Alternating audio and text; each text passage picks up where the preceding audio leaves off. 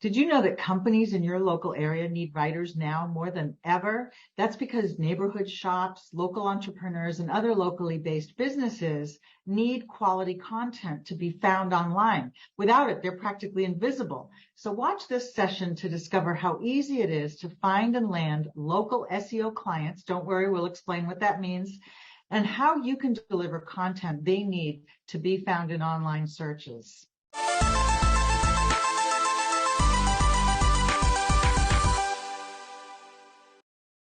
Hey, everybody. Welcome to our September Inside AWAI session. Welcome, welcome. We're on Zoom and Facebook today. And our topic of the day is Inside Local SEO. And don't worry, we'll explain what SEO stands for.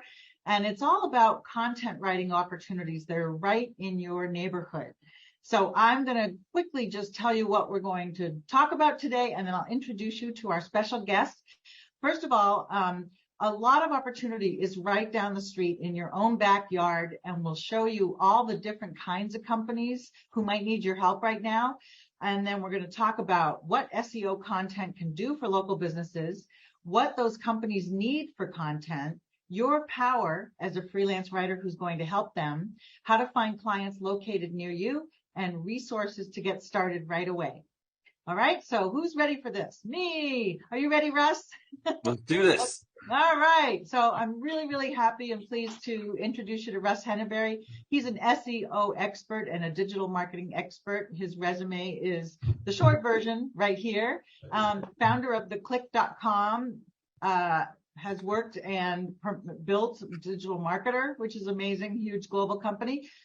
Speaker at Traffic and Conversions, and author of the book Digital Marketing for Dummies. Russ, can you tell us a little bit about theclick.com? The Click is a newsletter for marketers. So we publish content for 4 days out of the week, Tuesday through Friday, and it comes in the morning, and it's everything you need to know about what's happening in digital marketing, plus a little bit of snark because we're snarky. So yeah, sign up, click.com, theclick.com, and you can check it out. It's a lot of fun. It's one of my favorite newsletters because it has a lot of personality to it, where some are kind of boring, not this one. You definitely want to check it out. Okay, so Russ and I were talking before today, thinking about all the many opportunities that we haven't really discussed so far in an Inside AWAI session, and that is writing for companies right where you are. So let's first of all define SEO for you, because you might be like, SEO, I don't know what that is. If you're new to writing or new to digital marketing or web content writing, basically it's search engine optimization. So your goal and Google's goal is when someone goes on Google to find something, Google can show them amazing content that serves the need of whatever that search was. And we're going to go through some examples. But basically, when you're writing content, you're writing to help that prospect online for your client. If they write how to do something or where is, your client's content is the most amazing. And Google recognizes that and ranks it up on page 1. So in simple terms, it's content that matches a searcher or a prospect's query, question online, with that very best information on that topic. And Russ, I don't know if you want to add to that at all, or? Yeah, that's it. I mean, we do it. I guarantee everybody on this call does it every day. You go into Google, you type in something that you're looking for. And I know we're going to get into a lot of that, what types of things we search, but, and then Google in a matter of milliseconds will rank a bunch of pages, and SEO is the discipline of understanding and affecting those rankings for our clients. Very good. Okay. So, why is this valuable? You probably already guessed. If businesses are found on page 1 for a relevant search, something they offer, then it will really help them stand out, get found, first of all, stand out, and then bring in more business, because typically, if a lot of people won't go past page 1 of a search result. So whatever shows up in the first sections is going to win the day for the most part. And that's the value of writing content that ends up on page one for very specific searches. And so basically every business needs marketing support through quality content that's optimized for people and for Google to understand that it's a match. So this happens through all kinds of content. You could be writing for any one client their website content, and that website should be optimized to what people are looking for. Like if you're looking for a local gutter cleaning company, the website should say, hey, we're the best local, gutter cleaning company in Raleigh for these reasons. It should match what the search was in Google. Matchy. That's the easiest way to think about it. And you can also write blog posts and articles that keep feeding great solutions to people looking for specific topics related to what your client sells or offers. You can do a blog magnet series. We've got one on the ultimate SEO content writing guide, and our team can post that link. But Russ guided the development of that magnet, which is a multi-chapter, very in-depth, amazing, information-rich blog post series.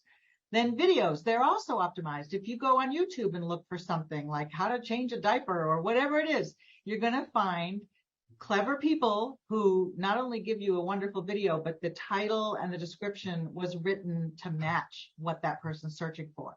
How-to guides and ebooks, same deal. If you're doing a webinar like the one we are today, you want to make sure that's optimized for what that audience is interested in. Press releases can be optimized, FAQ pages on a website, survey or study findings. If you're doing a report on some kind of survey your client did, make sure it explains in the title how that matches what people care about in their audience. Resource roundups, you might see a lot of those when you go best camera for outdoor photography and you see a roundup like our 10 best cameras of 2022 for outdoor photography, something like that. You can help create those for clients. And then customer success stories and case studies can also be optimized for relevance based on what the client's audience is looking for. So bottom line, you can be a local SEO content writer / hero for hundreds, if not thousands, of companies that need your help that are right near you. And we're going to show you exactly who they are, including small independent businesses, global companies based near you, and then organizations and associations trying to reach the local community, local market. Anything to add, Russ, before I jump to the next? No, all I can say is I'm excited because, yeah, I mean, you'd be surprised, like the smaller companies around you absolutely need this stuff, but even like, it's crazy. Every company needs this. Every company on the planet needs SEO, and it's very in demand right now. So. Yeah. Okay. So I'm going to show you different kinds, because you may first, when you hear the word local, you may first think of my local hair salon or the local restaurant or a local print shop or things like that. But that's just one part of the puzzle, or the opportunity, I should say. So yes, first of all, small businesses in your town, you can help them thrive. And what's really cool about optimizing local websites, local business websites, is there isn't a lot of competition. And even if there is, most of them don't know how to do this. So you can win for a client really quickly and strongly when it comes to showing up in Google searches, like dentist near me. I can tell you firsthand, I've looked at dozens of local dentist websites and they don't have their dang address on their website. Like, where are you? And then the clever one that actually does, and also says in the headline, fantastic dental care in Raleigh. I'm going to keep saying Raleigh just for the heck of it. Those are the ones that win the search rankings because they actually put where they are in their content. And it seems like duh, but businesses aren't focusing on this. They're focusing on their dental practice and clients and taking care of their patients and all that stuff. They're not really marketers. They weren't trained to be marketers ever. So any of these kinds of companies in your town, this whole big list here, they probably don't know how to produce website content and their blog posts or anything else that is locally optimized, serving the local traffic, the local prospects. So it's huge, basically. Yeah, And my yeah. first client was a electrical company. You know, back in the day, I was my first client. I started doing SEO for an electrician company, and they're still around. Must have done something right. Yeah, no, I did that with my local accountant in Mm-hmm. Maine, in Portland, Maine. You at first, when, this is years ago, but when you first would look at their website, you wouldn't know where on the planet they're located. They're wonderful, but people in Portland wouldn't know that because they didn't tell them. So we fixed that. And someone's asking, how do I find these local companies? Well, they're right down the street from you, basically companies you do business with, but we'll get into how to land clients a little bit later. I just want to open your mind to how many types of companies need your help right now.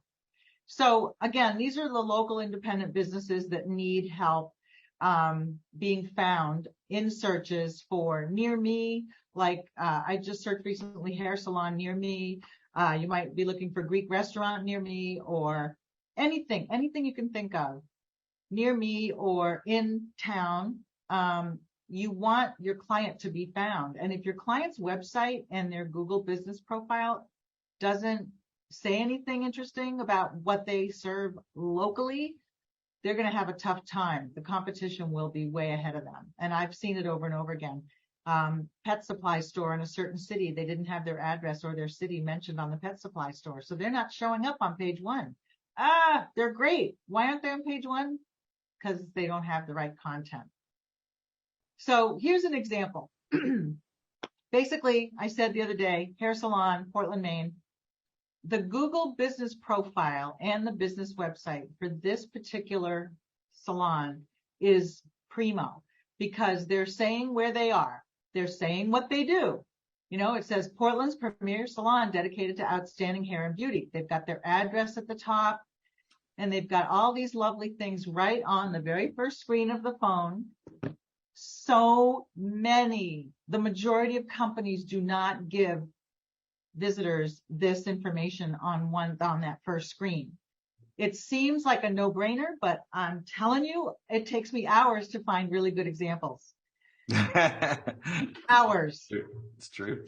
So there's something called the NAP. If it's a local business that relies particularly on traffic to come to them, like a hair salon, the NAP is the name of the company, the address, and the phone number. And lovely Dathan Hunter here did it right. She did the right thing. 15 Middle Street, Portland, Maine. Here's the phone number. Beautiful. If I had $1 for every website I visited that does not have that on the first screen, and it's a local business that relies on foot traffic to their door, I would be a bazillionaire right now, because it's taken me so many times to find a good example like this. So many. Nope, this one doesn't. Nope, this one doesn't. Why are they hiding their location? It blows my mind. To me, it's like having a storefront and putting black curtains over the windows. Like, why would you do that? It's because they're good at cutting hair. They're not good at writing and marketing, and that's why they need us. My other point too is that they have a web developer who doesn't get it either. They have a web developer quite often that does a beautiful site. It's gorgeous, but it may say nothing at the top about where they are, what they do, who they serve. It's a pretty site, but does it work? They need you, content writer, to put in the correct copy. I love seeing all the terrible websites and copy, because it's just job security. I know, it indicates tons of opportunity, right? Yeah.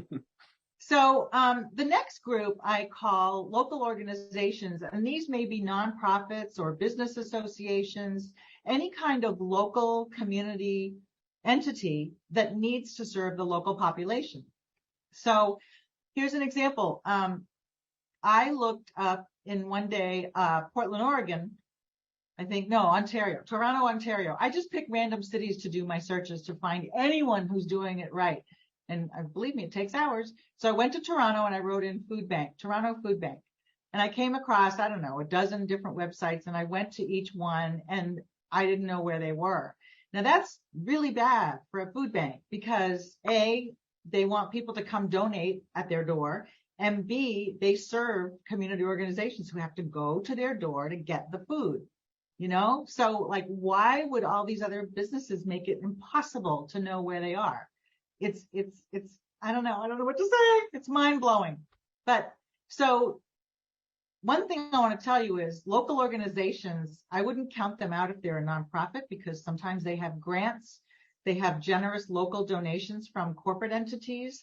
So they may have plenty of money to pay you to optimize their content like this. This is real basic stuff. We haven't even gotten into fancy stuff yet. It's like, where are you? Oh, I need to put that in my website. Hello. So you can be a champion for all kinds of organizations like this. And I just made a list, like the local chamber of commerce, your tourism bureau, your business networking groups. There are groups like BNI and Meetup, other groups, nonprofit organizations such as your symphony, other arts. Then we have charities, Habitat for Humanity, for example, community colleges.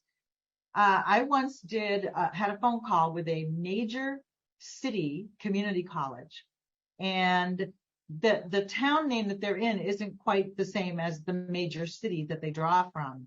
So I said, basically, where are you, or where are your customers? And they said, oh, in this major city. Doesn't say that word anywhere on their website, nowhere. And they were like, oh my gosh, I'm so embarrassed. I'm like, no, you're busy running your school and your programs and everything. This isn't what you're trained to do. But all you need to do is add the word city. I don't want to give it away because I would embarrass the client. But all you need to do is put that in your copy, and I can put it in for you in these key places that make your local prospects find the city adult ed programs and the city, trade school programs. And that'll be $10,000, please. So, don't count out anyone that is an association or a nonprofit, because they could be very well funded. Now, the last category is one of my favorites. It's business to business, mainly global companies that might be based right down the street from you, but it also could be business to consumer. So let's say you have in your town a company that makes something wholesale. Like we used to have a company here, I'm trying to think, in the pet industry called, I'm forgetting now. Anyway, it was this major creator of Planet Dog. Hello, Planet Dog. I don't know if they exist anymore. I haven't checked recently, but they make wonderful products that are sold wholesale to all kinds of retailers. Now, they are an example of a business to business and business to consumer, because they also sell on their own website to consumers directly, where you could be writing for them all day long. Articles about, they had a bunch of articles about celebrities who use Planet Dog treats and toys and things like that, or anything you can do to connect with people looking for that product or service, you can write content for. They don't have time. They often don't have an in-house staff member, and you're just down the street. Steve Maurer, I know you're with me. He is a manufacturing copywriter, and he's like, I just drive down the street from here to, downtown, and there's an area of industrial companies right there. They could all be clients, and I'm right down the street. I could meet with them. I'm right here. That's a great strategy. So here's another giant list of potential clients that could be based locally to you. I mean, the other day I was talking with some Circle of Success members about that could be your niche. You actually, if you're going, I don't want to pick an industry that I focus on because I like everything, why not be the Seattle copywriter, the Toronto copywriter, the Boston copywriter, whatever you want. It's amazing. And you know what I didn't even include in here, Russ? Are local marketing firms. Oh no, it's the very last thing. The consulting marketing firms, ad agencies that are local to you, or web companies. They don't have writers. They don't have writers who get SEO on staff. Oh my God. It's one of the biggest opportunities is to just partner with local marketing firms that need writers that understand SEO, because that's what they need. And if our team can find a link, we have an Inside AWAI that we did that's completely about getting work with agencies and marketing firms. Mm-hmm. And Jen Adams did some local searches and showed how you can find the ones in your geographic area and reach out to them. So That's how I got started. I got started by partnering with, I reached out to local marketing agencies and I said, hey, I'm a writer, and here's what I understand search. I call it search now, but like SEO. Yeah. And if you need, here's a sample, and they love that. Like, they need writers, but they don't want them on as employees. They just want to be able to tap you when they need you. And, you get enough of those going and you can be busy and making some money. It's so much fun. And they, again, most agencies I know have writers that do more of the ad agency kind of stuff, like TV commercials and social media and things like that, but they don't necessarily have anyone on staff that understands SEO content writing. They just aren't staffed with those people. So they would love to have vendors to go to, like you. So here's an example. I just, this could be a company that's based near you. I thought I had their address on here. Oh no, that's a different one. Okay. So, for example, if you have a company that is a restaurant supplier, wholesaler that supplies equipment and gizmos to restaurants all over the country, they might be right down the street from you. And so I found one and I clicked on it, and I found that if you happen to be in Kodak, Indiana, I think that's what it says. Forgive me if it's not right. No, it's Kodak, Tennessee.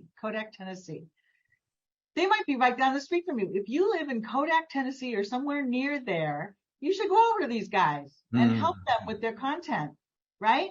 Because every single website on the planet needs to have content that is optimized for Google searches, clear content, customer-focused content, competitive content, why choose us?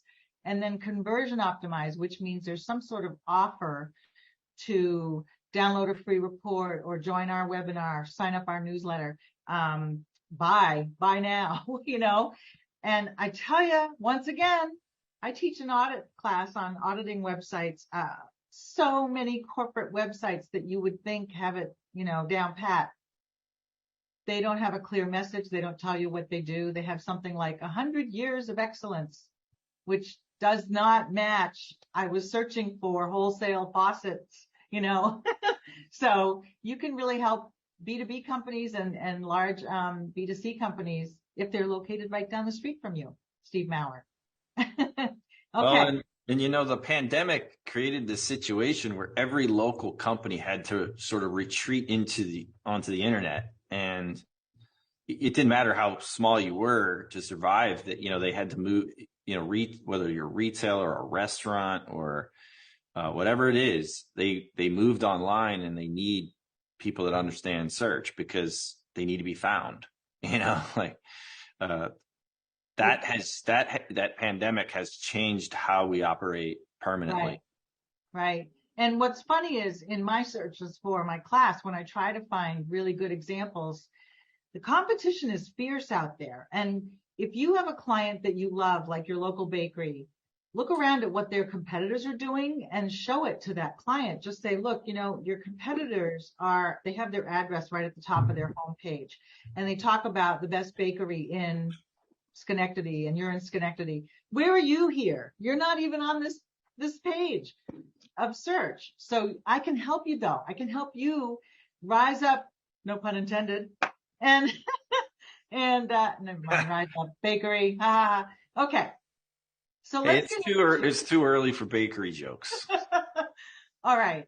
Now, there was a lovely survey I came across recently that showed what the biggest marketing challenges are for companies, any kind of company, small, medium, large, local, global, regional, whatever.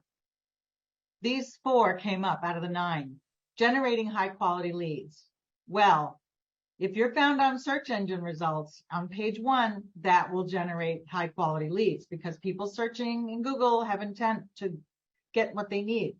So if you give them what they need, that's going to become a great lead for you, right? Reaching the right audiences. When you write content that is focused on the prospect your client is trying to reach, you're going to reach the right audience with the content, right? Matchy. Creating mass content. Now, Russ, I don't know if you have a different definition of what that means, but It's content that can go out to a mass of a particular audience. So maybe on Facebook, maybe on a blog post, maybe in a webinar, maybe on YouTube. What kind of content can you reach your masses, your specific prospect as a client, with lots of different content? Do you see it that way too? Yeah, or creating large amounts of content, perhaps too. I can't overstate how in demand, like if you find somebody that knows how to write and can produce high quality content, how valuable that person is to the company. In fact, like if I look at all my clients that I have right now, their number one challenge is this third and fourth one. It's like they need more, they need people that can produce high quality content. When we say quality, it's such an important distinction that you made earlier, was that the content is built for humans and for search engines to understand, like Google. So, a lot of people can build content just for humans, and there's a lot of people that can build content that's just for search engines, but it's the person that can create high quality content that a human would want to read, that also is well optimized for a search engine. That's a very good skill to acquire, very valuable. Right. And we're going to talk a little bit more about that in a minute, because Google just did an algorithm update that is like, no duh.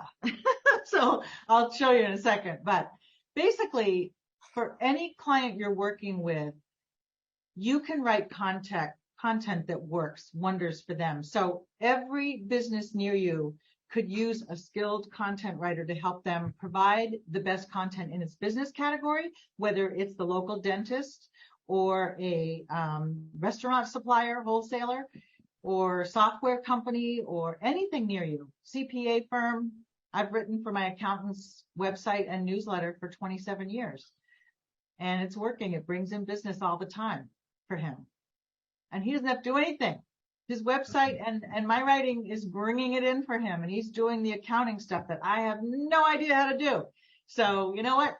Let them do their expert thing, and they love it when we can do our expert thing. Now, the content that you're writing, if you can wow readers with how amazing it is, how helpful, how it solved whatever that person was looking for, you can bring big results in. Like we just said, showing up on page 1 of Google, bringing in traffic, making sure that when you write content, you lead that traffic to a next step, such as, like I said, download a free report, or buy now, or sign up for a newsletter. Content should always have that next step in it. And a lot of people don't know that. They write a great blog post and end it like, have a nice day. No, you lead them to a next step. So, and then if their business depends on local traffic, foot traffic coming in their doors, make sure the content is local. And that is, to me, the biggest opportunity for you, because it's the biggest mistake most local businesses. I mean, I was showing in one of my classes a great craft beer place, and their phrase was something like, it's all about the beer. That's great, but where the heck are you? Absolutely no idea. If I want your awesome beer, you have to tell me where you are. It was in Denver, by the way. But it's just such a simple thing but they don't think about it. Another anecdotal thing, a property management company or property inspector up the coast in Maine. He had a great website, talked about all their property inspection experience and how they've helped buyers for years and all this stuff. And I'm like, but where? Where are you? Who do you serve? And he's like, oh, it doesn't say your town or your service area anywhere. Because he was like, why do I show up in Google? Because you're not telling Google where you are. It's that simple, okay? So, Google, speaking of, they recently did something they call the Google Helpful Update. And finally, at last, you know how many times you've looked up a recipe online and you find this great recipe website, and then it goes, when I was a kid, we used to make these with grandma, and then we would go out in the farm and have a picnic and all this gabba gabba gabba. Oh my God, can I please just have the recipe? Please? I know Scroll, exactly. scroll, recipe. People don't want that. And Google's finally catching on to content that has keywords in it, but is useless to the searcher. So it only took 25 years. But I digress. Anyway, so their helpful content is not about just putting the search phrase that people are using in Google into the content and publishing a bunch of keyword focused content. That is what it's not about. What it is about is putting people first, content that solves the need, helps them achieve what they were trying to achieve, enlightens them in some way on a particular topic that they were eager to learn about. That's great content.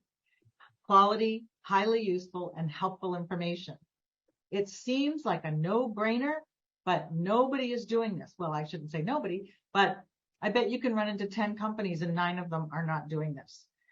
The very best content and experience is geared to the needs of searchers. So they have a great example that I just recently looked up where how to do something and maybe how to plant tomatoes in your backyard. I'm just making that up. But the great content that shows up first is 5 simple steps to grow tomatoes in your backyard. Ooh, great. What you need to grow tomatoes in your backyard. You need tomato plants. You need soil, enhancer. And it walks you through like step by step. And it could be a blog post. It could have a video embedded in it, or it could link you to a YouTube. That's great stuff. And that's what shows up first in Google. So I was reading a report on the new Google Helpful Update, and it was from searchenginejournal.com, which I highly recommend. There's also searchengineland.com, which is a great resource. But they were saying, great content, you don't stray from the main topic like that recipe site I just explained. I want to know how to make whatever, air fryer chicken wings. I don't want to know about the history of your family and how chicken wings were created back in 19 whatever. No, so stick to the main topic, demonstrate firsthand experience. So if I have that tomato blog post, that's amazing. It should be hopefully in the voice of the gardener expert who knows all about growing tomatoes. Don't combine multiple topics. That's a no-brainer because you actually could create separate content for each topic that your customer can talk about, your client, I mean. Don't neglect provide sufficient answers. The best content provides very helpful how-to steps or reasons with images, maybe a video even. Great stuff. I mean, if you look at our ultimate guide for SEO content writing, Zoe, our member, AWI member, wrote it with Russ. It is so more than sufficient as far as explaining what SEO content writing is. So check that out. Don't neglect the reader experience. Again, don't be a recipe site that talks all about we. We call that corporate we, by the way. And you want to make sure the experience is all about what that person needs to know.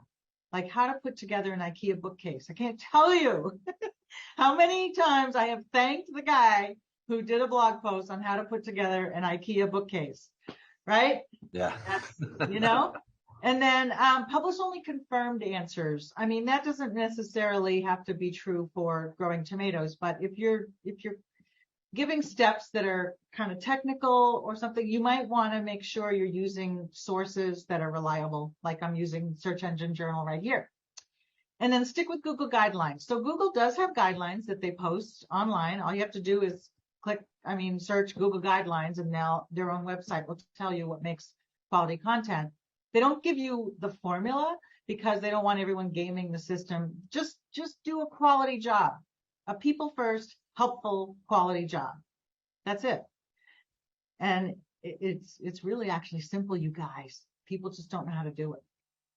So Russ created this amazing micro moment graphic to explain how you think of topics to write for your client. And Russ, I don't know if you want to go through this, but it's all about the searcher's intent. And there are 4 different types of intent generally. Yeah, well, so, our job as SEO content writers and copywriters is to figure out what people need. And we use this word intent because if you think about somebody that's walking around, not only are they searching things on their laptop, their desktop, but we're all walking around with a computer in our pocket today. And so we're always, just seconds away from being able to search for something that we want or that we need. And it could be an answer. It could be, and so, this graphic here talks about 4 different, what we call micro moments, which is, this micro moment is, I want to know something. So I make this joke all the time, Pam, that there are no more unsettled bar bets anymore. Like, oh no, Lou Gehrig holds this record, or, it's like, well, it's, like, no, this movie was published in this, or, put out in this. It's like, nope, it's the bet gets settled within seconds, right? Because we all have this computer in our pocket and we want to know, so it's like, I want to know this. So anything you ever want to know, we are seconds away from knowing the answer to that. And as SEO copywriters, all our job is to anticipate what people might want to know that would be helpful to them, that's connected to our client's business, and then write content that satisfies that intent. Yeah. Okay. So does that make sense?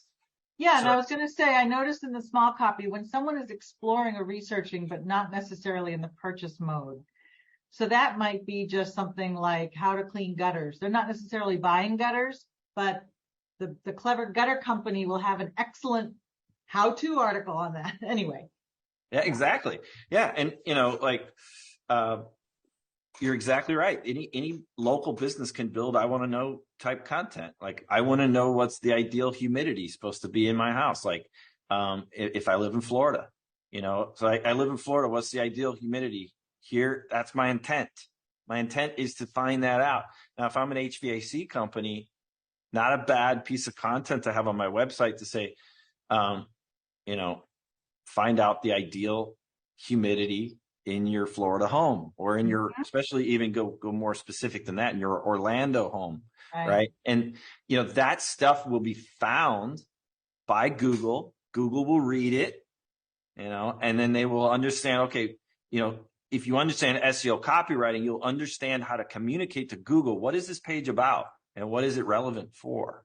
Which intent is it most relevant for? And this intent is, I don't know. Well, I'm just sitting here thinking it might be too humid in my house and I don't want mold in my house. That's my intent, right? And there are gazillions of things going on today, right now, right this second. People have intent, right? And they are trying to get this done, solve this problem, do this thing. And a lot of it is happening online. And a lot of it is, I want to know this, but others are, I want to go somewhere, right? So, what might somebody want to, what types of intent do people have when they want to go somewhere, right? They want to know, might want to find the menu for a restaurant, and they might want to find pictures of a bed and breakfast that they want to go to. So, or they might want to, so all of these I want to go moments, they also have these layers of intent behind them. Your job, anticipate the intent, then just write the content that satisfies the intent. And then the rest of it is really just a little bit of sprinkly of SEO dust, right? That helps Google understand this is what this page is about. Right. But the thing that I think a lot of people get spooked about with SEO is that they think it might be technical, and it's really not. The SEO content writing, copywriting side of SEO is not technical. If you can use Microsoft Word, you're good.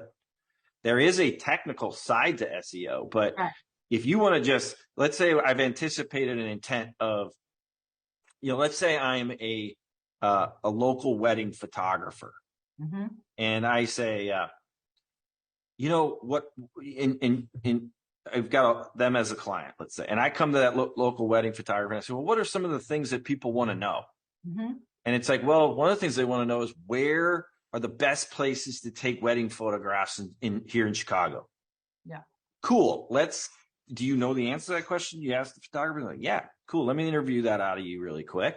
And then I will write you a piece. It's like the 15 best wedding photograph locations in Chicago, right? Perfect. That's all this is. I want to know. And then you lead that person through that content. And then you say, do you want me to shoot your wedding? Because I'm pretty dang good at it. You can actually see some of my pictures in this blog post that we wrote.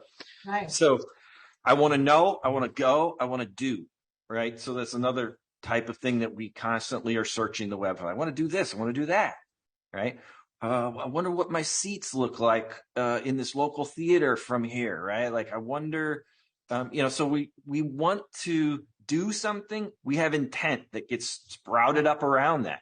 And all your job is to get a client and sit down and say, like, let's talk about your customer. Who are you serving? What problems do they have, right? What kinds of intent might they have? And then we're going to build content that satisfies that intent. That's it. And then I want to buy, right? So that's the one we're all after.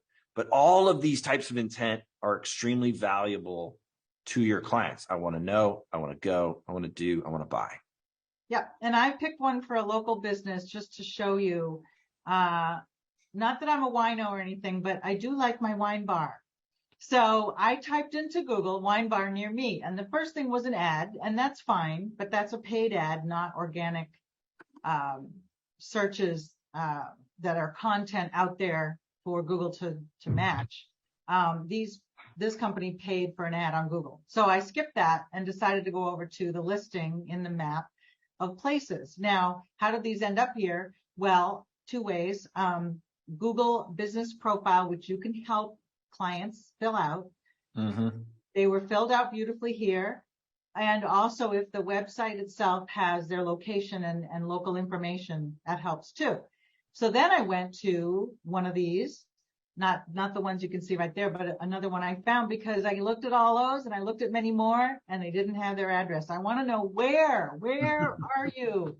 And yes, you're showing me a map over here, but once I go to the site, I have forgotten that map. Now I have to go back to the map to get the address. That's just plain silly. So this nice little wine bar, Fine Food and Drink, has their address and their phone number. What a concept. Okay, so they win for me today because they actually told me where they're located. And I realized that's a great location for me to go to. I'm going to go there.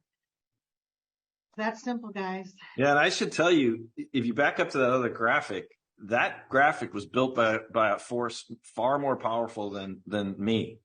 This is coming from Google's mouth themselves, that this is how search works today. And that especially today with the mobile phone, we are, think about your own behavior. You're doing all of these things every day, likely, if you're like, oh yeah, of us. Yeah. All the time. This is everybody's search engine now. Yeah. So that's the other thing too. Like the websites that are on a laptop might have some information that's better, but if you go on their phone, it's all this big, beautiful graphic with a line like flow from within or some weird thing. And you're like, what is this? And where are you? I don't want to scroll. People don't scroll, or they hate scrolling. It's one or the other. Yeah. Okay. And real quick, I'll tell a quick story. I mean, Google puts out research like this quite often. And one of the ones that they put out before they put out the micro moment stuff was called ZMOT. And just really quick, it was one of those things that when I saw this, I was just, my jaw was on the ground thinking about it. And now it seems fairly obvious, but when they published this back in the day, it was like, wow. And what the idea is behind it is that I think we all know this now, that before we make a purchase of anything, we go to the web and we research it and we compare it to other things. And we I think probably one of the most disrupted businesses on the planet was like car lots, cause like I went and bought a car and the guy told me it's crazy now. Like people come to the lot, they know more about the car than I do. That they want. They know the price. They know everything. You remember, if you guys are old enough to remember there was a time when you would walk on the lot and the information that you had to get that from the salesperson. Like so it was like dangerous kind of, right? Like now, it's like, oh, I'm asking you, the sales guy, information about this car. But no, today, like people go to the web and they research stuff. And our job as SEO content writers is to anticipate those kinds of intent. Like what might somebody be looking for before they buy? And then we just build the content that, we write the content that satisfies that intent. Yep. So Russ and I wanted to spend some time telling you how you can actually get these local clients. And we have our own personal anecdotes that I'll throw in there. Boy, other people on this community watching today could throw in their 2 cents too, because I will say the first thing I often hear from a member who just got a client, I'll say, where did you find them? I already know them. Or it's a local business I do business with. I went to my fitness studio and said, hey, can I help you with your website? Ta-da! So that's my number 1 tip. Start with who you know locally or already do business with. And just ask, how is your Google traffic doing? How's your online traffic doing? Like if you're in a bakery and it's quiet and you're talking to the owner, say, I make websites work better. And I was just curious about your website. Is it bringing in a lot of traffic for you? And quite often it turns into a therapy session where they'll be like, no, it's terrible. It's from 1982. I haven't been able to update it because I'm trying to do this and I can't hire staff and all this other stuff. So you become someone who can help them. You ask, are you aware your competitors' rankings are better? Like you just show them. I looked up bakery in my town and who are these other guys? You're not there. And what would it mean to get more traffic or more calls or appointments or sales? That usually gets the light bulb on in their minds. And they're like, well, can you help me? Can you look at my website and help me? That's often how it starts. Or you may offer, now I wouldn't say do this all the time, but the first time you may offer to help someone with their content for free, like write a blog post or optimize their homepage, just so you get some traction, experience, a nice testimonial. And then you can go from there, maybe a referral too. So start with who you already know in town. Do you have a friend who's running a small business? Do you have a friend who works for the marketing department at the headquarters of whatever, Granite Countertop World or something, down the road? Start with who you know. Anything else you want to add to that, Russ? Yeah, I mean, I just picked up my gym as a client, like literally like a couple of weeks ago, because I mean, you think about people do business with people that they know, like, and trust. And who knows, likes, and trusts you that, it's going to be the people that you've probably been patronizing a lot of the same places for a long time. And, if you want local clients, get active in your local community. I used to be members of things like Rotary clubs and things like that when I was looking for clients. And I didn't do it because I was looking for clients necessarily. I would get involved and just get active in your church or in your, whatever it is. Like I said, like working out at the same place for a long time, and they know I'm in marketing. And eventually we just were like, you know what? Why don't we hire you? And it's like, cool. Love that. I did that with my vet. I walk in and go, all right, I have a dog. You have a website. Let's talk. So, I got we worked out, we didn't do like official trade, but I would do some work for their website and then they would, take care of my dog and charge me. But it was like, it was a wash for each of us because they were getting web help and more clients. I was getting dog care and income from them. So it offset each other and it was beautiful. I've done that with everywhere. I've taken my dog, doggy daycare, grooming, whatever. They're like, oh, what do you do? Because I'll say I work from home. Oh, really? What do you do? That's cool. Well, I make websites work a lot better. And they're like, oh, we need to talk. That's how it often happens. That's a good way to describe it. You make a website work better for the company. Yeah. And they go, do you do technical stuff? I'm like, no, I just write content that brings in a boatload of traffic. That opens their eyes. I don't say I'm a copywriter because they may not know what that means. It's like, do you do the copyright trademarks? No.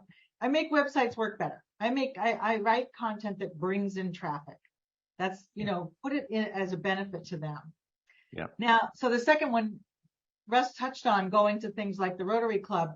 There are, I'm sure, in your town or area, if you're in a real small town, there might not be this, but geographically somewhere within maybe a 30-minute drive, there are going to be local business networking events. And I just went to one. It was like the first one locally in Pinehurst, North Carolina since the pandemic. And there were maybe 25 people there. We walked around and they're like, hi, what do you do? I said, I'm a web content writer who helps businesses thrive. And they were like, give me your card now. When can we meet? Blah, blah, blah, blah. See, I put it in a statement that is a benefit to them. They get that. They get that, web content is a mystery to them and they don't have time and they're just frustrated by it all. I can help you. And I put that on my name tag too. Pam, I write web content that works is my last name. And then collect business cards. Now, we often talk about this at AWAI. Instead of handing out cards where you kind of have to sit and wait for the call, you collect the cards and then you follow up. You drive that follow through. So that's what I always do with these networking events is collect the cards and then I can follow up. Hey, it's so nice to meet with you the other day. I can't believe we both go to the same gym or whatever it is. And I saw that you were looking for some website help. I'd love to go have a bite with you and talk about it or something like that. That's really how it happens. It's very casual, but you can open their eyes to the possibilities because they don't have time or knowledge to fix their website and put their dang address on the top. They don't realize that's a problem. So you go in and help. Okay, third one. Tell anyone and everyone in your area, people you do business with but don't really know yet, tell them what you do. Like you're in the coffee shop. I used this example the other day. In Maine, there was a new coffee shop opening called Freaky Bean. And I went in there and I'm standing around and I'm watching the guy run around and get everything ready. And they were new. And I said, how's it going? And he goes, oh, we're just getting set up. And I said, do you have a website yet? No, we haven't gotten to that yet. I said, well, that's what I do. Oh, yeah, help us. And so I did. Ta-da, that was hard, right? Not. That was not hard. So Russ said at church or gym, any fellow participant that you happen to be hanging around with. Michelle Peterson has an example of sitting at her son's Little League game next to a lawyer. They talk about what they do in their day jobs, and the lawyer said, oh my gosh, we need marketing. Can you help us? Ta-da! It's that easy. People do business with people they know, like, and trust. So you already know a lot of people that know, like, and trust you. You go and you acquire a skill that's very valuable, like search engine optimization, and then you tell people that this is what you know how to do, and then you will see people will, it's as valuable as veterinary services. You think about a veterinarian is a doctor, right? Well, you become a doctor of websites. Right, there you go. Doctor of websites. I can diagnose and that speak. Valuable. I'm telling you, like that's people, and especially I'm telling you that pandemic, there is no companies left that don't understand the value of the internet. Right. Except they don't know how to use the internet. They don't know how to do it, but they know that they need it. Right. Yeah. So these are some quick questions that you can ask anyone you're talking with. How's your website working for you these days? Usually they'll be like, oh, okay. Are you showing up on, it happens, I'm serious. Are you showing up on page 1 of Google search results for what you do, like hair salon in town? They'll be like, no, all these other people are showing up. I don't know why I'm not. Well, I can tell you why. I can help you with that. And then are the site visitors becoming leads or making purchases, calling you to discuss needs, making reservations, or for nonprofits, are they making donations? That's the second part of this. You can lead people in with your SEO content, but if the content is great and leading to a next step, like if you want to help this organization make a donation button, boing, if they're missing that, you can help with that. So it's like a 1-2 punch. You get them found and you get them business. So you say, I can help with that. Let's together, consultative here, let's look up your Google results. Oh, I see you're not on page 1 or the map. Let me help you with that. Let's see what your competition is doing. Oh yeah, they're talking a lot about what they offer the community. Let's review your website for content strength, local SEO content strength, like nail salon in town. Oh, I see you don't really have that. You have wow them with your new blah, blah, blah. And that's not really a local match for someone looking for a nail salon in town. So I can help you with that. You discuss some gaps and missed opportunities and explore the idea of adding amazing SEO content. I can help you with that. And it will really bring in more business for you. What would it mean to bring in more business? I always love that open question. Not would you like more business, but what would it mean to you if you had more business? And people are like, oh my God, I could pay my bills. I could go home on time. So it's big. It's a big deal what you're doing. So now we get to the resources. Couple of things. If you want to get clients, AWAI has so much information on landing clients that it's kind of mind-boggling, but here are 2 places to look. We have an article archive with, oh gosh, we publish articles every week on landing freelance writing clients. And then we have an Inside AWAI session all about landing clients. Top 10 places to find freelance clients is just one of them.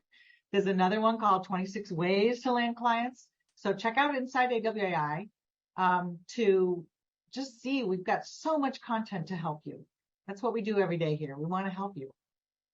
And then on content writing, here's that ultimate guide that Zoe wrote with Russ's guidance on SEO content writing. So if you just want a primer and understand everything we've been talking about, this is the place to go.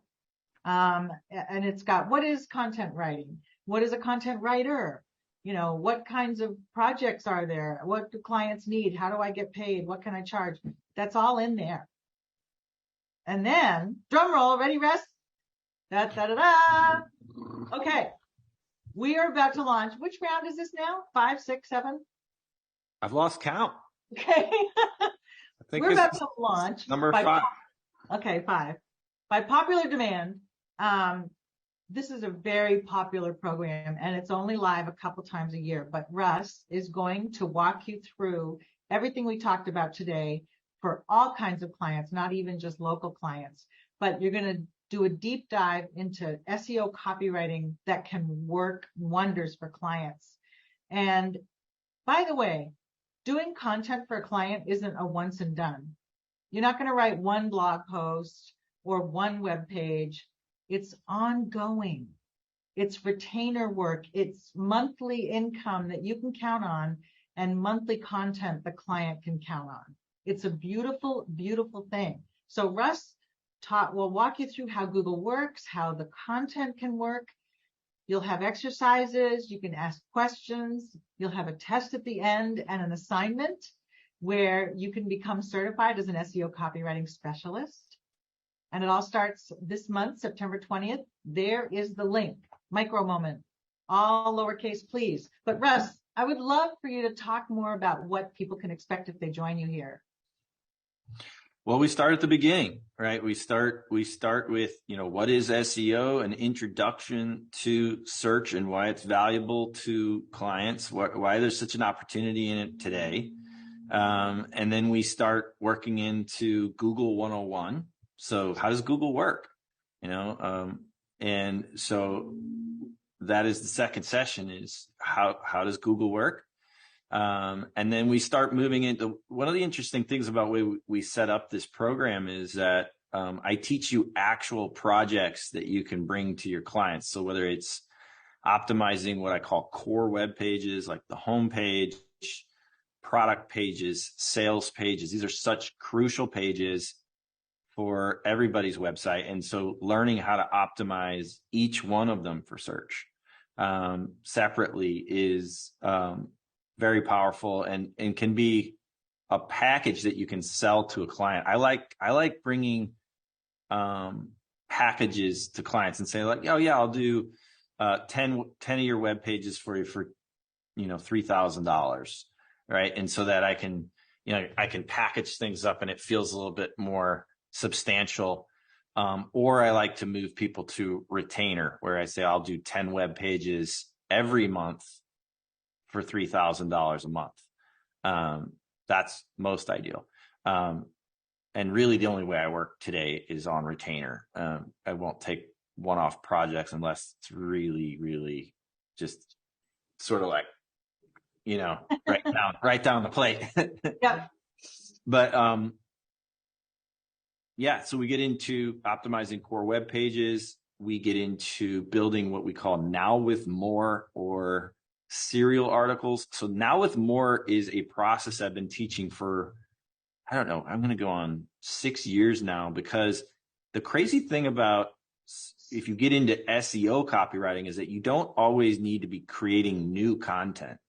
So you'll have clients that have content. It just has never been looked at by an expert that understands how to optimize content for search. And so sometimes you're not writing content, you're optimizing existing content. And for that, I teach you what I call the Now with More process. And it's so simple. Like anybody, if you're able to use Microsoft Word, like I said, this is not a technical thing. This is a knowledge thing.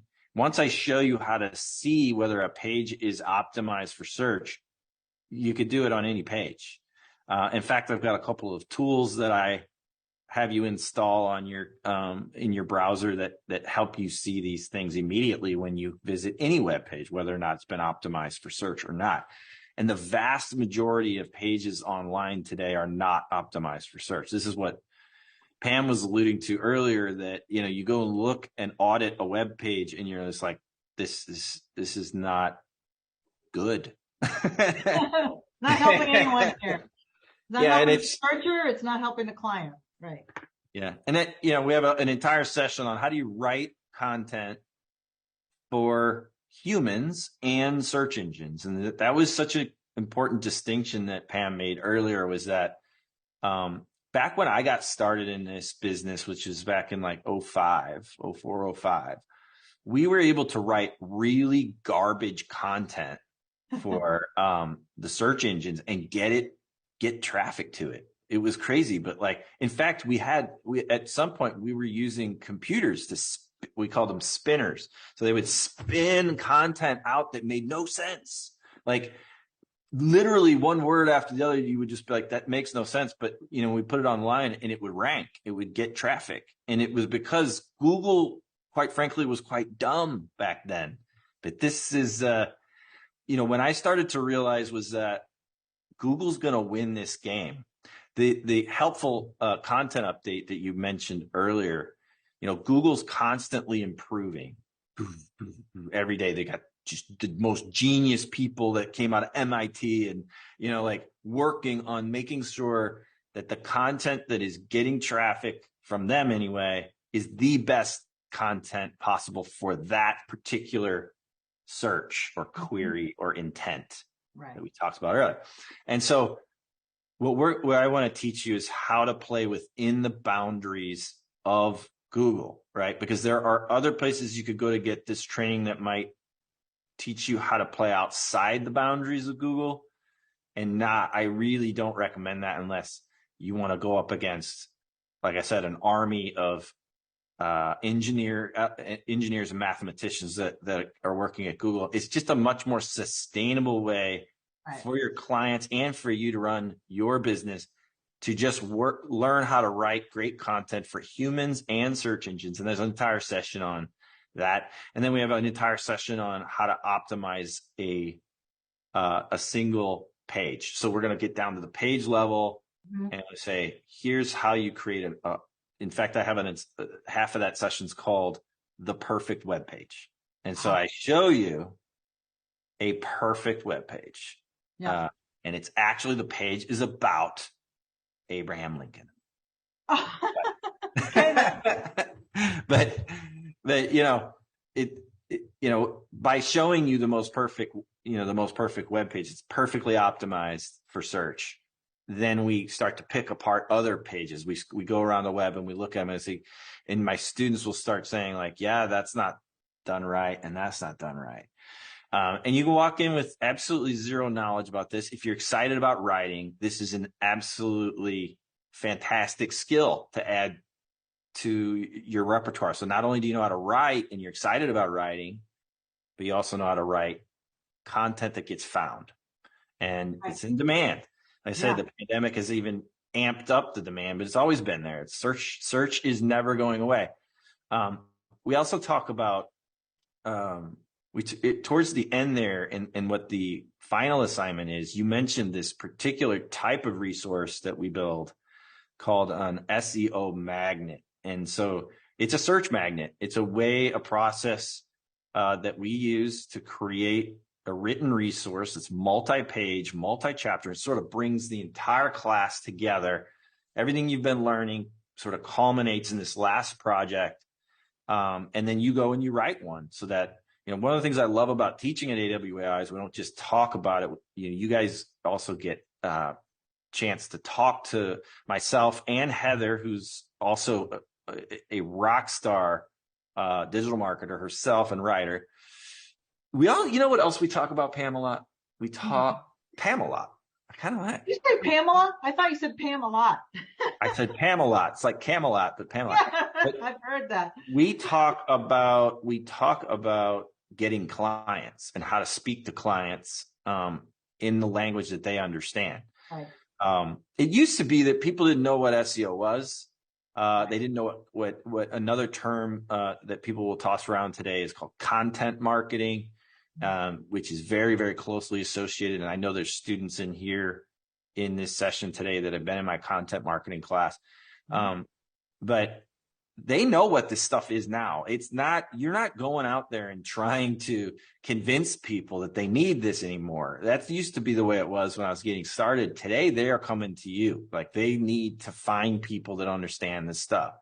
And so we talk, Heather and I talk a lot about how we got started, strategies for getting clients, because we don't just want to teach you how to do this and give you that skill so that you can brag about it. We want you to start landing clients immediately. And so we do a lot of celebration on our live calls when people are getting appointments set up, and those people will share what they did to get those appointments set up. And, it actually turns out to be that it's hard to explain, but like the actual class itself will become somewhat of a community, that supporting each other.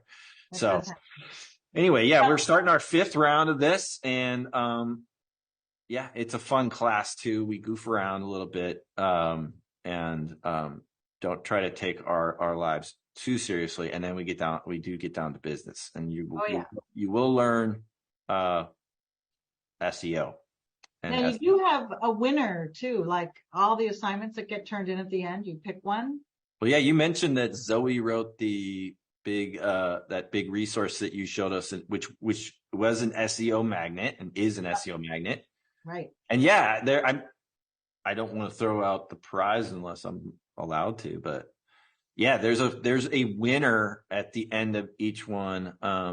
And I'm not sure if they're changing how that's working this year. Okay. It might be in that link also. So if you guys want to know anything about this class, please go to that link. It'll definitely be in there. But I think they were tossing around whether there would be 3 winners or one winner. And so you'll have to go look at the page there at awai.com/micromoment. But the spec assignment winner will be there. But honestly, everybody that does the spec assignment wins, because at the end you have a sample. You're finished. You have a finished SEO sample that you can send. Like I said, if you're going to go down and talk to a restaurant, or you're going to go talk to the manufacturer down the road or whatever, you're talking to somebody at your gym or whatever that owns this company or Rotary Club, and they say, well, send me over some of your writing. It's like, boom, you can send that over, right? Yep. So that's one of the things we want you to have, is not only the training, but also the proof that you can do it,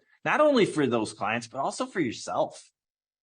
Like, when people finish the spec assignment, they are excited to have finished something like this and have something valuable that proves that they do understand.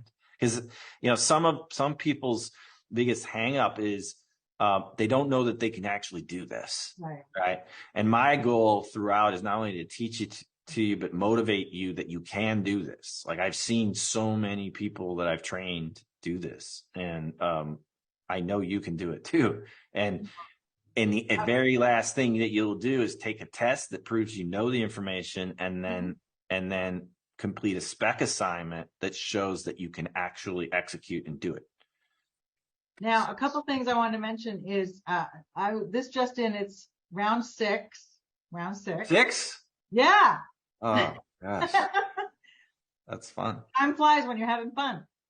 And you can also do this for your own freelance website, by the way. Like if you're a writer in a certain market and you want to be the go-to writer. I used to do blogging when I had a website called petcopywriter.com, which is now owned by another writer.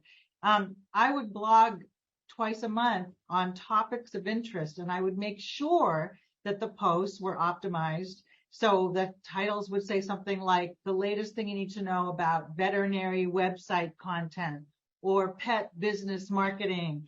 And everything was for my market, the pet industry, the vet industry. So you can create a magnet or a series for your own freelance. You know, I see a question about here about I'm not a salesperson. How do I get clients? That is one way. Attract clients to you with amazing content on your own website where you're talking about things marketers in your industry need to know, because they don't have time. Like I said, they're running their businesses. If you can write content that helps them in that niche, you can be found. You don't even have to go toward clients and sell yourself. They will come to you. Same Well, thing. yeah. One of the things we cover in here, like you tell me guys in the chat, how many of you, give me a yes or a no, how many of you guys would be a little bit scared or uncomfortable selling to people? Because I know I was. When I got started in this, I was like, so I got to sell myself or sell my services to people. If you're that person, give me a yes or because one of the sessions that we do in here, which has nothing to do with SEO, is called my discovery call session. And the discovery call is a process around which we conduct a sales conversation. And I promise you that when you do this, you will not feel pushy and you will not feel like you have to, like icky and yucky when you do it. It won't be uncomfortable. And the reason is because of one thing that I'll teach you, which is called the upfront contract. And it is literally just one question that you're going to ask. And I've taught this now to all 6 of these sessions, and it is the number one thing that I hear people come back to, because at the end of the day, we want clients. We don't want to learn SEO, right? Like, you could go learn a whole bunch of other things maybe, but like you learn the SEO because you want this to help advance your career, right? Or your freelance business, or allow you to make more money. At the end of the day, you're going to need to go get those clients. And I will show you how to conduct that conversation in a way that feels like you're just shooting the breeze with somebody at a coffee shop. And the way you do it is you put a pin in that balloon right away, that balloon that's creating the tension on the call, using something called an upfront contract. And it's literally just a question. You go through, I have scripts that you can use, and a set of questions that you'll use on the sales call. But yeah, you're going to need to get comfortable with that kind of conversation. But when you approach selling in this way, selling becomes helping. Great. Wow. Okay. So it's time to answer some questions. The patient people, thank you, have been waiting about. So the first one is, how do I know what SEO topics to write about for my client? I'm going to move this over so I can see it better. For example, I have a friend with a hair salon. Do I take questions her customers have asked her and make up blog posts about those? Yeah, you can. That's one way. So one of the best ways to find topics is, remember, our job is to anticipate intent.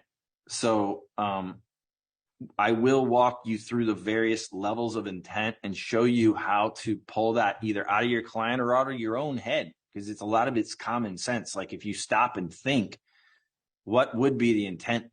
What kinds of things do people need to know in order to engage with this hair salon, right? Like, you know, like, maybe I want to see pictures of, you know, things that have haircuts that have been done there. But the other way to go about this is you use tools. And so one of the sessions in this class is 6 free tools that we use to do something called keyword research. So keyword research is when we find the actual words that people are typing into a browser or a search engine to find things, and we can actually use these tools to find out what are people searching for, and then Google can tell us what the intent, what common intents are out there, and then we just go and create the copy for the client, Right? And that's it. So keyword research is one answer, but the other part of this is that your brain actually and your client's brain are also very useful when trying to figure out what kinds of intent your client, their customer would have. Yeah. Okay. Now, Bobby is asking, I live in a very small town, a college town. The closest city is 45 miles away. There's advertising in freebie newsies and several monthly, bi-monthly magazines. Would it be better to buy past the town where I live and look to businesses in the city instead? So. Well, here's the secret. Here's the secret to this. Like today, we talked a lot about a massive opportunity in search, which is local, right? But the stuff I'm going to teach you in this class is not just local search. You could use it for any company, anywhere, any website, your own website, a software company that's global and has no office, or you could do it for your local fitness center. But don't feel like you might be living in a place where it's like there are really not any local stores and retailers and things for me to bump into because I live in a very rural area, and that's okay. Like you can live. Pam's proving it right now because I never know where Pam is. Like that's right. Always going to be a mystery where Pam is. Is she in today? She's in Maine. Then she's in London. Then she's over here and over there. I'm down in Florida this week. And so it's like, you don't have to be anywhere to do this work. That's what's so awesome about it. Like I travel a lot, and the reason is because all I got to do is throw my laptop in my bag, and that's my office. And so I will teach you and elaborate on a lot of what we covered today about local, but like this is way bigger than that. In fact, I almost decided to blow you guys' minds for a second, and I will just give you one little thing. Okay. I want you to think about all the different places online that we search for things. YouTube, Amazon, TripAdvisor, any place that you're typing queries into a search bar, Pinterest, pretty much every app that we have uses search. And once I show you how to do SEO for Google, it gets applied. It's not even just Google. It's not just local, and it's not even just Google. It's any place where you're seeing where people are using search.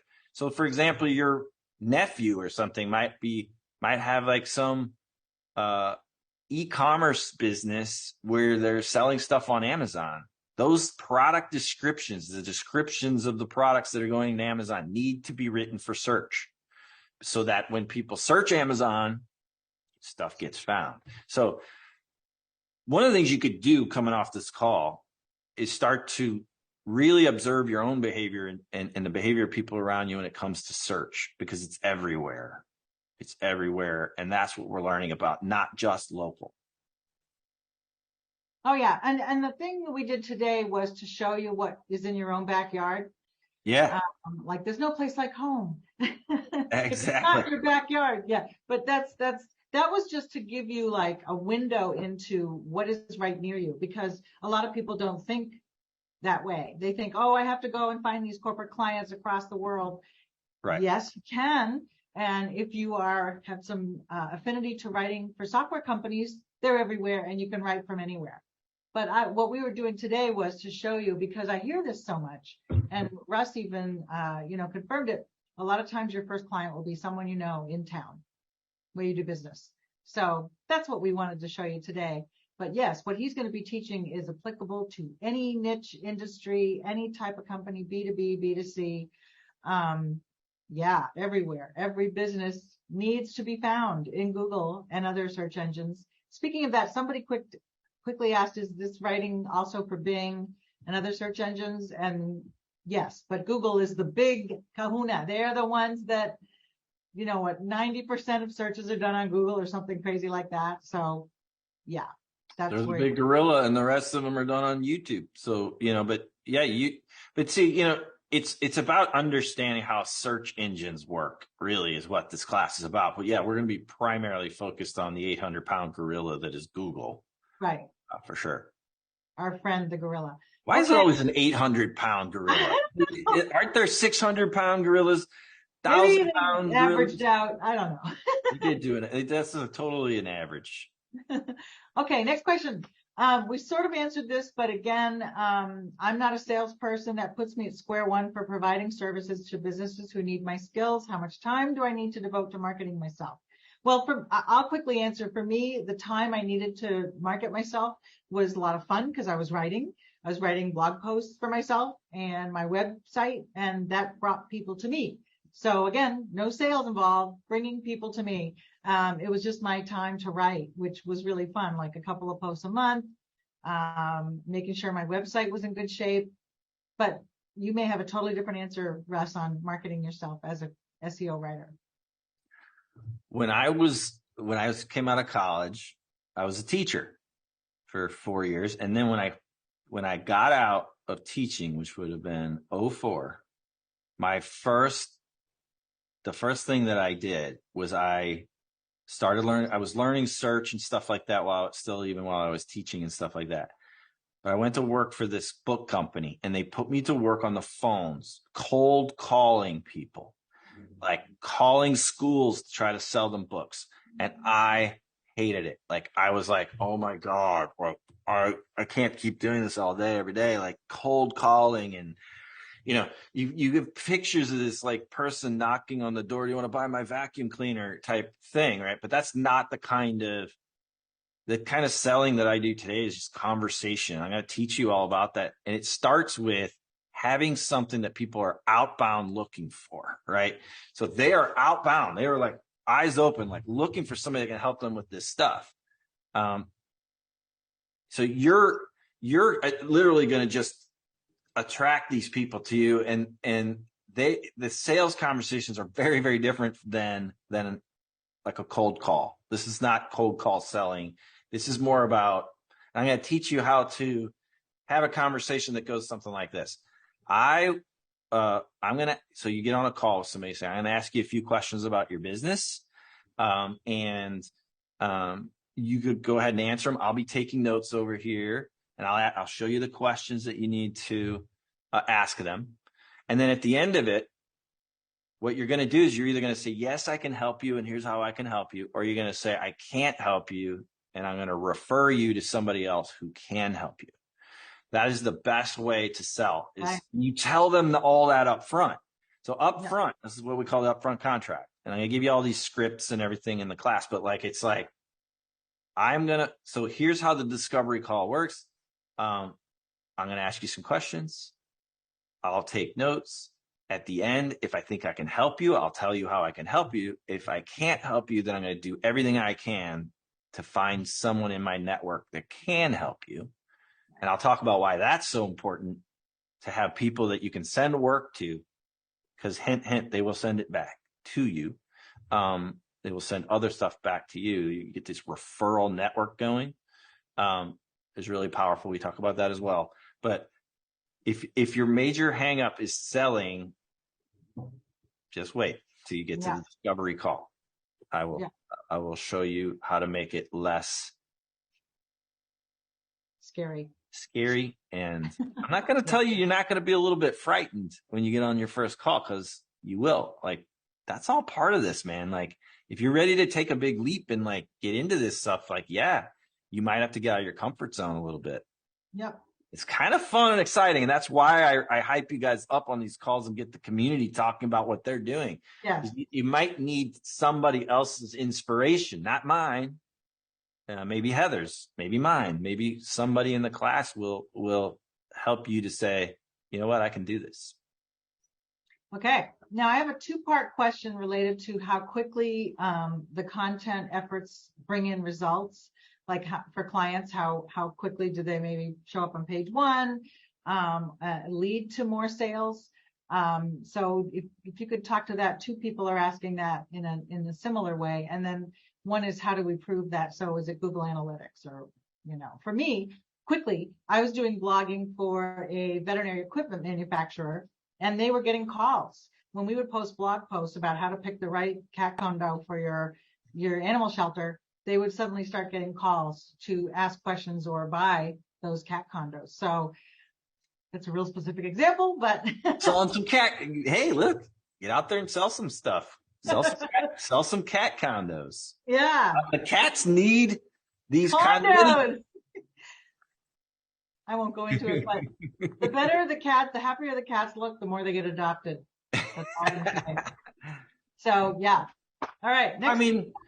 So what do you say about the time frame there, Russ? Well, never, if I would tell you that it varies. You don't ever want to go to a client and say, get your results in 1 month, right? Like that's not what this is really about. This is about creating a resource, this is about creating content that for somebody's website that can be used in all kinds of different ways, not just search. So it's not just valuable because it pulls traffic from search engines, but because they can use it with email, they can use it with ads, they can use all kinds of other methods to get traffic to it. So part of this is it kind of doesn't matter if you're building helpful content that anticipates intent and satisfies that intent. And here's another big thing you'll hear me say a lot is that we are here as marketers and content writers to help people make informed buying decisions. Do I need this cat condo or that cat condo or a cat condo at all? Is it right for me? Is it too big for my apartment? Right? So people that know the answers to these questions can make informed buying decisions. So make an assumption here that we are working with a client that is selling something valuable, right? Which I don't work with people that don't sell things that are valuable. It's kind of an ethical thing for me. If I don't believe in what they're selling, I don't help them sell it. But let's just say I've got a client that's got something valuable. I'm excited to help people that it's a good fit for. And what we're trying to do is anticipate, what do they need to know whether it's a good fit, right? Like what's the size of the couch, or what's the 10, who's the best wedding photographer in this area? Yeah. Let me show you who's the best wedding photographer in the area. This person has these 15 spots that they go to, and these are photos that they took at these 15 spots, and they look fantastic. You want to hire that person or not? It's an informed decision. So it really is going to vary, and I would never, ever, ever recommend you going to a client and say, I'm going to get you search engine traffic, especially not for some of your clients will contact you and be like, I want to rank in number 1 in the search engine for this keyword phrase. And you should run from that client, that possible client, because that's not really what this is about. Don't worry about the results. I'm going to show you how to apply this process over and over again. And if it's done properly, your clients will see results. Like they will be happy with you. If you do it the right way, you'll get results. Okay. So we're at 1.5 hours now, and pretty much need to wrap it up. There are a few final questions that if you could please post them on Facebook, we will get to them. A lot of them are technical and very specific, and trust me, Russ is going to cover all of this, but also that SEO Magnet multi-part article series on what is the ultimate SEO content writing guide from us. That's where you're going to learn a lot about this. Some of your questions that I'm seeing, that will be answered there. So let's see. I'm just trying to see if we. This is a good question, Pam. I'd love to answer this one. Which one? I think it's from somebody saying, do you note that some people are a good fit for SEO and other people are not. I didn't see that. Okay. Yeah, it says Barbara Nolly and Leslie Nolly. I'm not sure why it's two people, but I guess that's what they put as their name. Anyway. Okay. Yes, I do. There are two sides to SEO. Okay. There's the technical side. This person over here is going to know coding. They're going to know servers. They're going to know stuff that, quite frankly, I have no interest in and never want to know about. And then you have the artist side of SEO. This is the creator, the person that creates content. If you are a creator, you like to create content, whether it doesn't even have to be written content. All forms of content that are put online, if we want them to be found, we want to learn how to optimize those things, whether it's video, audio, image, or text. We want to learn that. And that's what this class is about. It's a class for creators. It's not a class, repeat, not a class at all about the technical side of SEO, which is a completely different conversation. I go into it for maybe 20 minutes, long enough to show you what I call how to smell a gas leak. Okay, so if you walk into your house and you smell gas, that's a good skill to have. You can smell the problem. You don't need to know how to fix it. You call in somebody who knows how to fix the gas leak. Same here. If we have a technical SEO problem, I'm going to teach you how to identify it, just like you would a gas leak. And then you go and you send that off to somebody who likes to play with code or servers or all that stuff. If you're an artist and you like to create and you want to be able to create content that gets found, that's what this class is about. So if you're an engineer brain, analytical brain, you might be more on the technical side. I won't be covering any of that. And you don't need it to do the type of SEO really that's, quite frankly, more in demand, because anything technical right now, I hate to tell you guys this if you're in something very, very technical, but you're probably already feeling this. Anything super technical like that ends up being essentially math is going to the lowest bidder right now. It's going to somebody that will charge $5 an hour and probably doesn't live in the country that you live in, because it is math. And the thing about math is that 2 + 2 is 4 here where I am, and it's also 4 in India or Pakistan, where people have a lower cost of living. And so the technical side of SEO has become a hard place to make it, because there's a lot of technical SEOs that are fantastic at what they do that will charge way less than what I need to live. So, but art, you cannot outsource art. You need an artist, and art costs money. And that's why writers are able to make money, especially writers that know how to get their art found. So. Nice. Great. Okay. I think we're out of questions. There's a technical one about getting to that SEO magnet. And if someone can type in that link again, it isn't part of the PWA membership. It's open to anyone. So I'm not quite sure about that one, but we're in great shape. Thank you, Russ, so much. If you loved what you heard from him, please do check out that link there, the Micro Moments link. And we're getting lots of nice jobs and thank yous and stuff like that. Russ, as always, it's awesome talking with you. I have so much talking fun. To you. Next time I see you, who knows where you'll be? Who knows where I'll be? That's right. It's Where's Waldo the PM. I'm going to Portugal next month. Well. So maybe next time you and I talk, I'll actually be like, Pam, I'm in Lisbon. Where are you? I might be in Portland, Oregon. Who knows? Yeah. Depends on when we see each other. Okay, kids. Well, thank you for being here. Very happy to educate you on local opportunities. I hope you seize on them. If you get a client based on talking to someone locally, please post it in Facebook so we can celebrate with you. And that's it. We'll see you next month for a totally different topic on Inside AWAI. And again, thank you so much, Russ, and everybody behind the scenes here, our team, for helping out with all the questions. And we'll see you soon. Have a great day. Thanks, Pam. Bye, everybody. Bye.